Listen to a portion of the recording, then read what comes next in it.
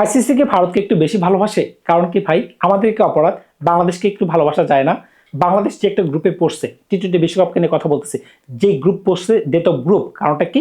বাংলাদেশকে খেলতে হবে ওয়েস্ট ইন্ডিজের সাথে, বাংলাদেশকে খেলতে হবে ইংল্যান্ডের সাথে, এমনকি নেপাল আছে, ইটালি আছে। কিন্তু ইন্ডিয়ার তো ওই ধরনের কিন্তু প্যারা নাই। খেয়াল করে দেখবেন, ইন্ডিয়ার গ্রুপে শুধুমাত্র পাকিস্তান আছে একটা বড় টিম।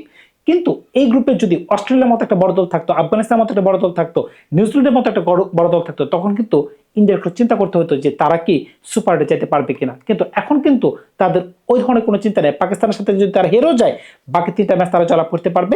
আবার যদি পাকিস্তানও হেরে যায়, তাদেরও কোনো চিন্তা নেই, কারণ কি এই দুইটা দল অনায়াসে সুপার ডে যেতে পারবে।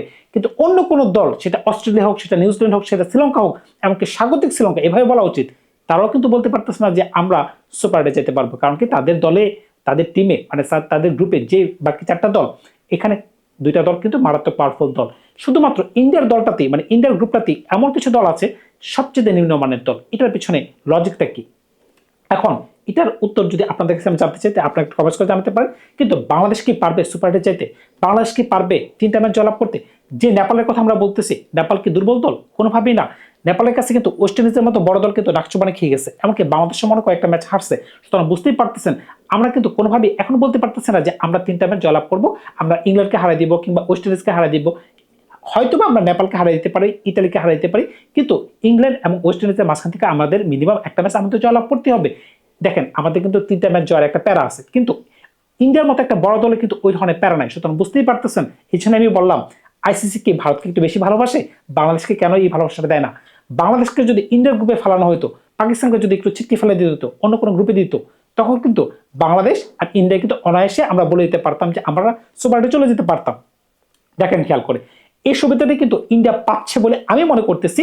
এটা আমি জানি না এটা কি লটারির মাধ্যমে হয়েছে কিনা। যদি লটারির মাধ্যমে হয়, তখন এটা নিয়ে বলার কোনো মন্তব্য আমি করার মতো ক্ষমতা আমি রাখি না, যদি লটারিতে হয়ে থাকে। আর যদি এটা এমনিতে মনের ইচ্ছা মতো হয়ে থাকে, মানে মনের ইচ্ছা মতো যদি আমি সিরিয়াল করি, তখন কিন্তু অবশ্যই এটা একটা প্রশ্নের দাবিদার যে কেন ইন্ডিয়া একটু বাড়তি ফ্যাসিলিটি পাবে, কেন শ্রীলঙ্কা পাচ্ছে না। আয়োজক দেশ কিন্তু শ্রীলঙ্কার গ্রুপে যে সকল দল আছে, এখানে জিম্বাবুয়ে রয়েছে, এমনকি অস্ট্রেলিয়া রয়েছে। সুতরাং বুঝতেই পারতেছেন, ওমানের মতো বড় দল আছে, আয়ারল্যান্ড আছে। এখানে কিন্তু শ্রীলঙ্কা কিন্তু এখন বলতে পারতেছে না যে তারা অনায়াসে যেতে পারবে কিনা। এমনকি গতবারে যারা সেমিফাইনাল না ফাইনাল খেলেছিল সাউথ আফ্রিকা, আপনি যদি তার গ্রুপে দেখেন, সাউথ আফ্রিকা কিন্তু এখন বলতে পারবে না যে আমরা অনায়াসে সুপারে চলে যাবে। কারণ কি সাউথ আফ্রিকার গ্রুপে আছে নিউজিল্যান্ড, গ্রুপে আছে আফগানিস্তান, এমনকি ইউএই, কানাডা। সুতরাং বুঝতেই পারতেছেন, যারা গতবার ফাইনাল খেলেছিল ইন্ডিয়ার সাথে, এটাও কিন্তু এখন বলতে পারতেছে না, মানে এরকম সাউথ আফ্রিকা দল কিন্তু বলতে পারতেছে না আমরা 2026 সরাসরি সুপার 8 চলে যাবো। সুতরাং বুঝতেই পারতেছেন, একদিকে বাংলাদেশ চিন্তায়, একদিকে শ্রীলঙ্কার চিন্তায়, একদিকে গতবার যারা ফাইনাল খেলেছিল সাউথ আফ্রিকা, তারাও কিন্তু চিন্তায়।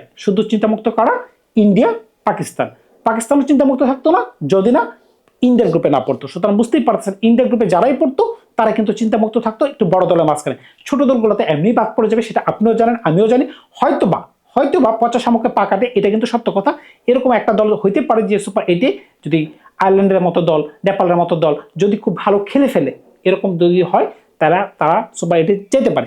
কিন্তু বাকি 7টা দল বা 8টা দল কিন্তু মোটামুটি আপনিও জানেন, আমিও জানি, এমন ধরনের কোনো পরিবর্তন কিন্তু আসবে না। তবে কথা হচ্ছে, ভারত কি একটু বেশি সুবিধা পাচ্ছে আইসিসি থেকে, বা আইসিসি কি ভারতকে একটু বেশি ভালোবাসা দিচ্ছে? এটার পিছনে আসলে কারণটা কি? আমরা তো ভালোবাসা পাওয়ার যোগ্য, আমরা তো ক্রিকেট খেলি, আমরা তো ভালো কিছু করতে চাই, আমাদেরকেও সুযোগ দেন, শ্রীলঙ্কাকেও সুযোগ দেন, অন্য দেশকেও সুযোগ দেন। কেন বারবার?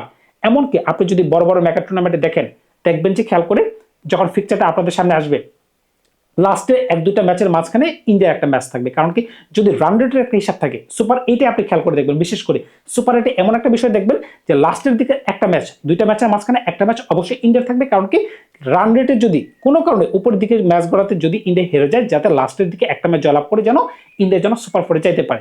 সুতরাং বুঝতেই পারতেছেন, এটা কিন্তু আমি মনে করতেছি ইন্ডিয়াকে একটু হলেও ভালোবাসা বেশি দিচ্ছে আইসিসি। এটা কিন্তু করা উচিত না। আইসিসি যেন সবাইকে সমানভাবে ভালোবাসা দেয়, কারণ আমরা কিন্তু সবাই আইসিসির সন্তান।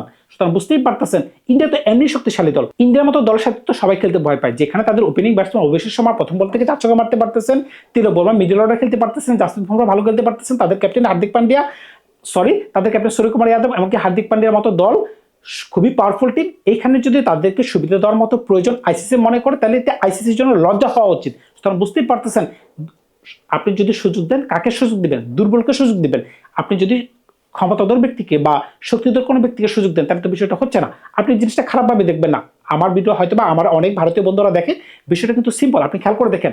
আপনারা কিন্তু এমনিতে কিন্তু অনেক শক্তিশালী, সেটা কিন্তু আমি জানি, আপনি জানেন, সমগ্র বিশ্বই জানে যে ইন্ডিয়া টি-20-তে বলেন, সাদা বলে বলেন, লাল বলে বলেন, সমগ্র বিশ্বে কিন্তু তারা দাবায় বেড়াতে পারে, আপনারা বেড়াতে পারেন। কিন্তু আপনাদেরকে কেন বাড়তি সুবিধা নিতে হবে?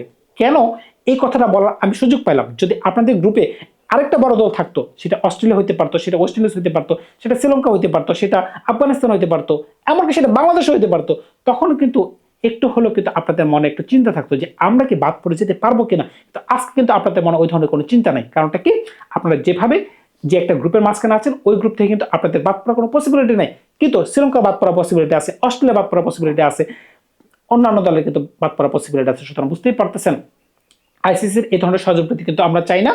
কেন বারবার ইন্ডিয়াকে এই ধরনের ফ্রি পাস দেওয়া হয়, সেই প্রশ্নের উত্তর কিন্তু আমি আইসিসির কাছে তো জানতে চাইবো না, আমি যারা আমার দর্শক আছেন তাদের কাছে জানতে চাই যে এইটা কেন বারবার করা হয়। ধন্যবাদ সবাইকে, ভালো থাকবেন। আপনারা নতুন কোনো গল্প নিয়ে শীঘ্রই হাজির হবো আপনাদের সাথে।